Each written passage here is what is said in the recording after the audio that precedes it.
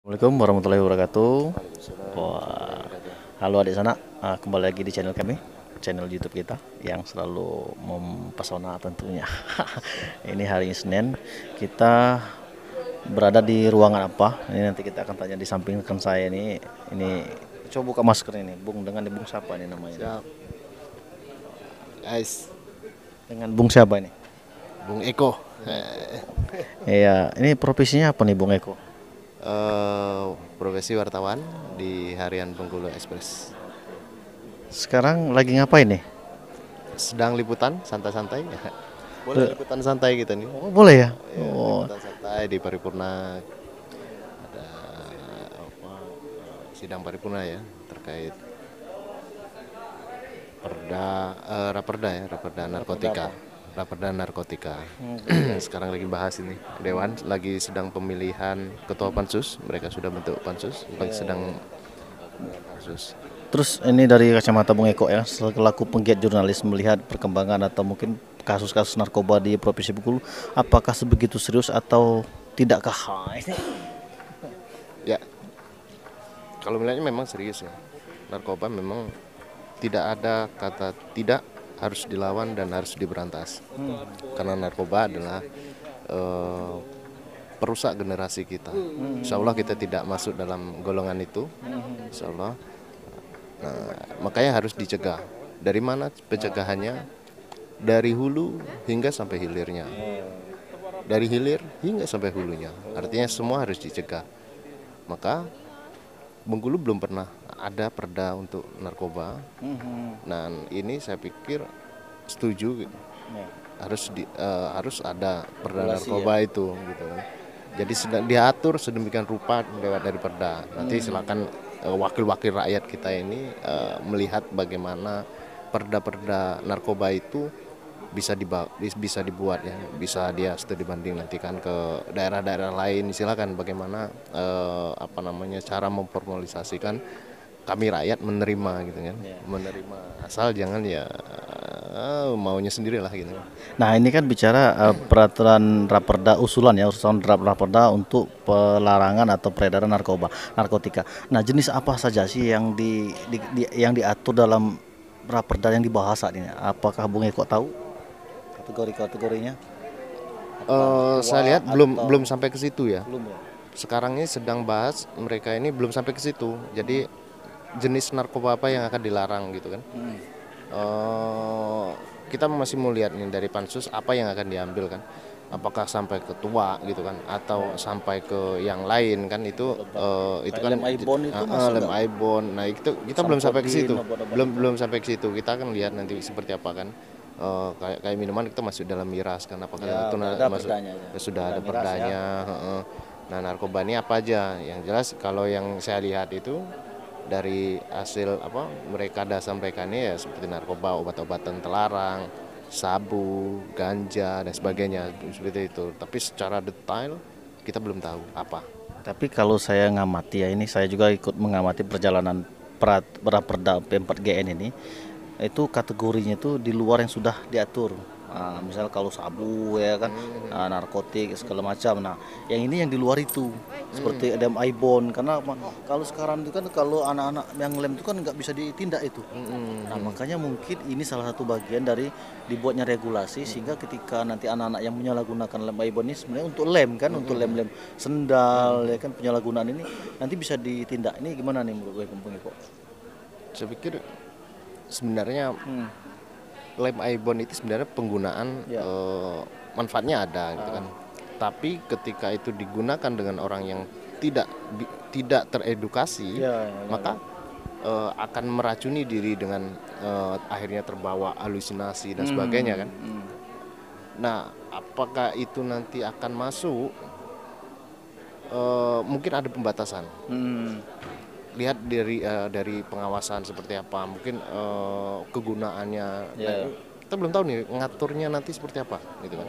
Kita belum tahu cara ngatur mereka ini seperti apa. Apakah Ibon itu masuk dalam golongan narkotika, narkoba dan narkotika atau tidak? Ya, sebenarnya kan dia ini lem ya, Ya. lem tapi digunakan untuk Fly. gitu.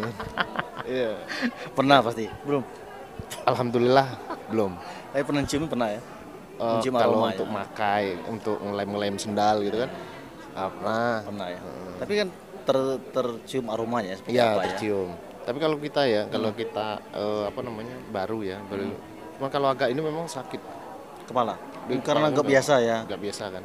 Nah tapi itulah ya, kira-kira gimana orang tuh bisa kok jadikan alat untuk play ya? Padahal kalau pikir zatnya kan kayak nyengat-nyengat gitu ya, kayak ada alkoholnya gitu ya. Iya. Kalau orang udah berpikir seperti itu, Pak, dia ini halunya kan tinggi kan. Terus Mau dia pengaruh pakai lingkungan lingkungan juga ya.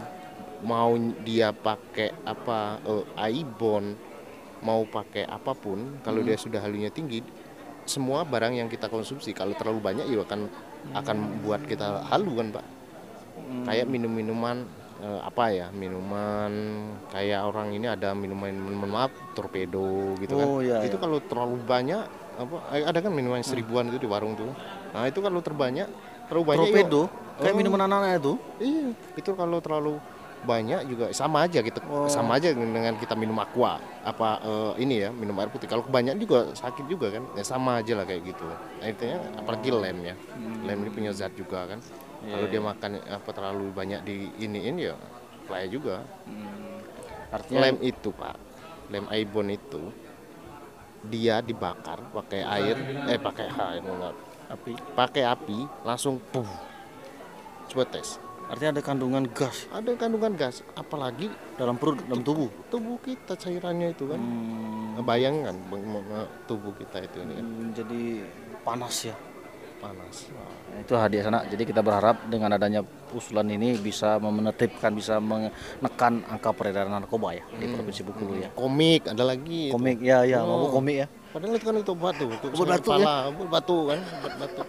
Kalau Nah. diminum mabuk juga. Iya kan? Kalau kebanyakan ya. Kalau banyak sama dengan tapi itu kan jenis untuk obat ya, untuk, Iya. untuk ini untuk konsumsi memang. Makanya untuk konteksnya penyalahgunaan tadi. Aibon bukan konsumsi, tapi dihisap dengan mereka ini kan. Nah, itulah edukasi. Yang penting itu ada edukasi. Edukasinya belum sampai ke situ. Artinya mungkin di tingkat sekolah perlu disosialisasikan Betul, ya. tingkat Setelah sekolah. disahkan perda ini harus disosialisasikan segera. Harus itu wajib. Sebelum perda ini jadi diputuskan juga harus masyarakat juga tahu harusnya kan. Masyarakat juga harus tahu terus gitu bagaimana perda ini dirancang, ada masukan-masukan dari masyarakat, melihat langsung ke lapangan. Dan itu harus proses itu memang harus dilakukan. Jadi Mama bilang gitu kan, Mama ngomong itu jangan perda ini ditembak di atas kuda, Pak. Iya. Perda tipas kuda kan. Jadi dia tidak langsung terjun ke lapangan. Dia cuma melihat sampel-sampel untuk daerah lain, diambilnya, diadopsi, ya kan? Tapi tidak melihat sebenarnya gimana sih kondisi realnya ya. realnya di lapangan gitu. Nah, itu memang harus dibuat mungkin makanya dibentuk pansus. Pansus ini memang harus jangan buru-buru lah. Untuk apa kalau buru-buru tapi maksimal tidak sesuai ya. Enggak ada. Jangan sampai buru-buru lah. Lihat studi banding boleh ke daerah lain ya kan, ke daerah-daerah mana yang memang menjadi percontohan. Daerah itu benar-benar bisa memaksimalkan narkoba itu tidak banyak dikonsumsi orang gitu kan. Lihat di Bengkulu juga seperti apa, di mana daerah-daerah yang memang banyak, terus gitu apa sih akar masalah dari apa namanya narkoba itu akhirnya orang banyak konsumsi ya kan. Seperti apa pengawasan apa semacam apa semuanya, lihat di daerah apa namanya di lapangan kondisinya seperti apa. Karena lain daerah lain juga kan ini, Pak, lain ini ya. Saya pikir memang dewan juga harus gitu, ini saran kan. Semoga saran Pak Eko ini didengar ya. Oke, demikianlah kita akan lanjut ke rapat paripurna. Oke.